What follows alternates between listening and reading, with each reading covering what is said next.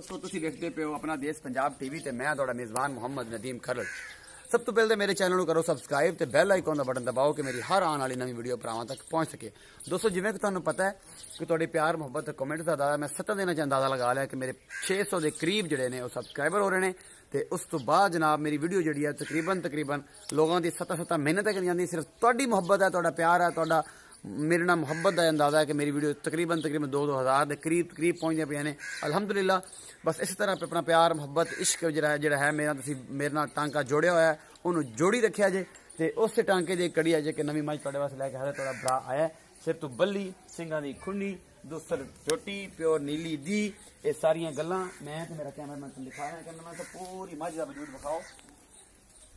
मझ नूं चो लिता गया है, मझ चेक कर सकते हो, मझ का पुट्ठा मझ का कर सकते हो, मझ के थण भी तुहानूं मैं विखा रहा है जनाब। पूरा मुठ का थण लग्या होया पूरियां विरलां ते है। कोई बंदा कहे जी कि यह मझ का विरलां थण नहीं हैगा ते मैं ग्रंटेड हाँ। थण चेक कर सकते हो, पूरा कैमरामैन दिखा रहा है, पूरा थण दिखा रहा है। मालिक का यह कहना है कि दुध जो थले है वो हुण तकरीबन 14 लीटर है, लेकिन मैं कहांगा कि 12 लीटर दुध है।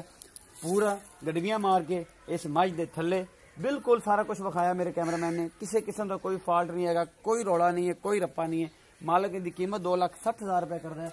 नंबर मेरा डिस्क्रिप्शन च होगा, जिस बंदे ने मझ लैनी हो वो मेरे नाल राबता कर सकता है। ठीक है जी, यह तुहाडे सामने मामलात ने। ये पीछे कट्टा है एक कट्टी है, ये सामने खड़ी है, लेकिन यह है कि मैं दूर है, मैं विखा नहीं सकता। इन साइड से बरक बने चेक कर सकते हो थन, पूरा थन मुठ का लगे हुआ है, बिल्कुल किसी किस्म का कोई मसला नहीं है जनाब। बड़ी खूबसूरत जोटी है, दुस्तर हैगी है। तो इस तरह ही प्यार मुहब्बत का अंदाजा तो प्यार मुहब्बत जो कमेंट्स लाइक तो शेयर च देंदे रहा करो। अपना बहुत सारा ख्याल रखा जे। मिलते हैं अगली वीडियो। अल्लाह निगहबान।